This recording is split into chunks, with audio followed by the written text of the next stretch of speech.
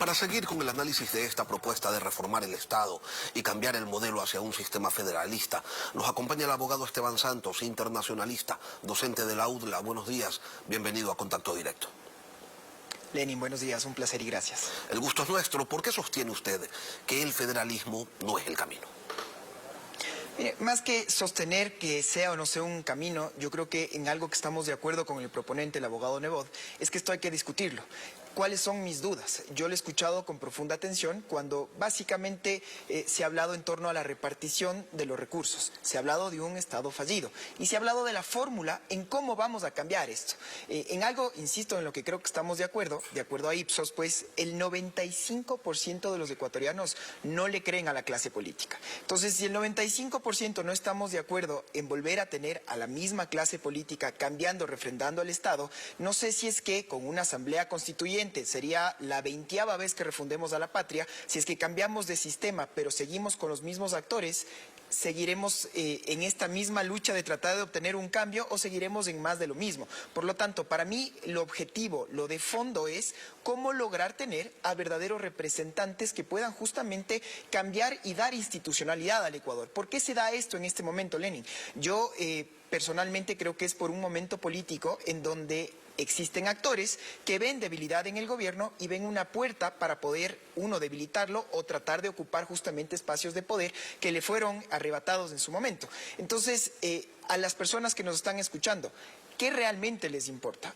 ¿Una lucha entre clases políticas como tal o si es que realmente una propuesta de cambio normativo va a ser lo que logre pacificar al Ecuador, lo que logre traer calma y sobre todo el progreso que estamos buscando? Cuando revisamos las experiencias federalistas de otros países, ¿qué es lo que tenemos, Esteban, en blanco y negro?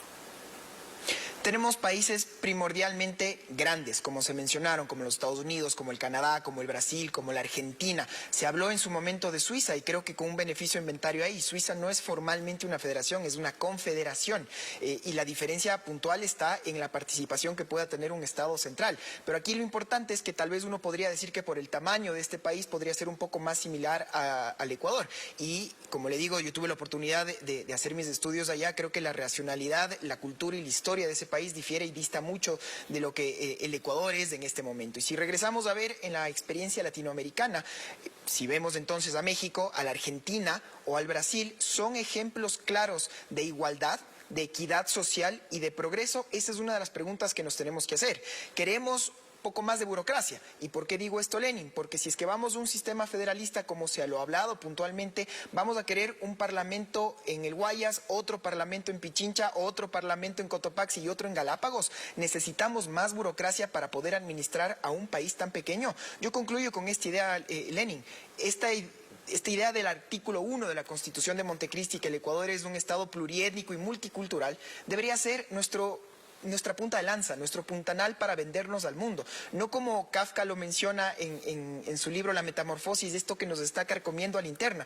Y esto es algo que lamento que la clase política no ha logrado justamente disipar. Y aquí hay que regresarle a ver al gobierno actual. Creo que el gobierno tiene una responsabilidad importante de tener actores políticos que puedan servir de puentes, no solo con sectores opositores, sino al interior del propio gobierno para que pueda mandar señales de estabilidad y que así podamos, pues, los administrados sentirnos un poco más en confianza con las instituciones y con quien nos gobierna. Esteban, desde 1830 hemos pasado por 20 constituciones y en ellas se han planteado distintos modos de ejercicio del poder. El problema es que ninguna de ellas ha tenido un modelo de desarrollo que unifique las diversidades que tiene el Ecuador procurando equidad y justicia social. Aspirar a ello no es lo malo y lo cierto es que la estructura centralista de hoy no ha dado resultados. El federalismo no nos garantiza algo mejor, pero lo que tenemos tampoco. ¿Qué hacemos entonces para no caer en el inmovilismo? Absolutamente de acuerdo. Creo que hay que regresar a ver a la historia desde esta idea, desde la colonia. Guayaquil se sentía mucho más cercano a Lima por un tema de comercio, que era más fácil llegar a Lima que comercializar con la sierra a través de una semana en burro o caballo para tratar de llegar con los productos. La sierra históricamente ha sido el lugar donde se concentra el poder político. La costa ha sido donde se concentra el poder económico y la Amazonía donde han estado básicamente los recursos por los cuales exporta y vive el Ecuador. ha habido un problema y creo que hay un problema. Y el problema más grande es el centralismo en el sentido en el que no ha logrado satisfacer las necesidades de todos los ecuatorianos. Esa es una realidad y creo que todos estamos de acuerdo que la tenemos que cambiar. Ahora, ¿cómo? La diferencia es volver a refundar una patria, como muy bien mencionas, Lenin. Necesitamos una nueva constitución, necesitamos más burocracia, necesitamos más personas que puedan poner más leyes o más aparatajes en un país del tamaño del Ecuador. Eso es algo que creo que tiene que estar en el imaginar de todos y sobre todo, como digo, la pregunta a quienes nos están viendo, ¿este cambio de normas, de leyes, es un problema de falta de leyes o es una falta de respeto a lo que ya tenemos? Actualmente con la Constitución podemos tener gobiernos descentralizados, podemos tener un poco más de autonomía. La respuesta es que sí. ¿Por qué no se lo aplica? ¿Qué es lo que estamos esperando para que como ecuatorianos podamos resolver nuestras controversias pacíficamente? Y esa creo que es una pregunta que per se, insisto, Lenin, no sé si sea necesariamente por falta de leyes, sino por los problemas de los operadores, de quienes están a cargo de ellas. Y la culpa de que estén esos operadores es de la ciudadanía que vota por ellos.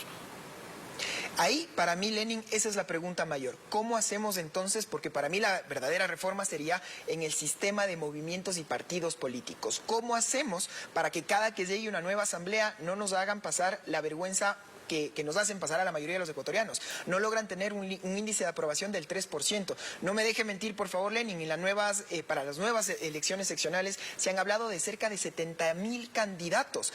¿Necesitamos entonces un aparataje público tan grande? ¿Es tan grande la falta de empleo o el patriotismo ecuatoriano de las personas que quieren hacer parte de este movimiento? Concluyo diciendo que para mí lo básico, lo importante es cómo logramos los ecuatorianos poner a los mejores en las posiciones justamente de toma de mando. Y quienes ya están en el gobierno, cómo lograr tender puentes políticos de cooperación para la solución de controversias y justamente para poder tener puentes hacia el progreso y a la prosperidad, que es lo que todos queremos. Candidatizar a los mejores y que los mejores sean también electos. Allí el quid del asunto, un problema de educación a final de cuentas. Esteban Santos, docente de la Escuela de Relaciones Internacionales de la UDLA. Gracias por acompañarnos, Esteban, aquí en Contacto Directo. Siempre un placer. Una pausa y volvemos.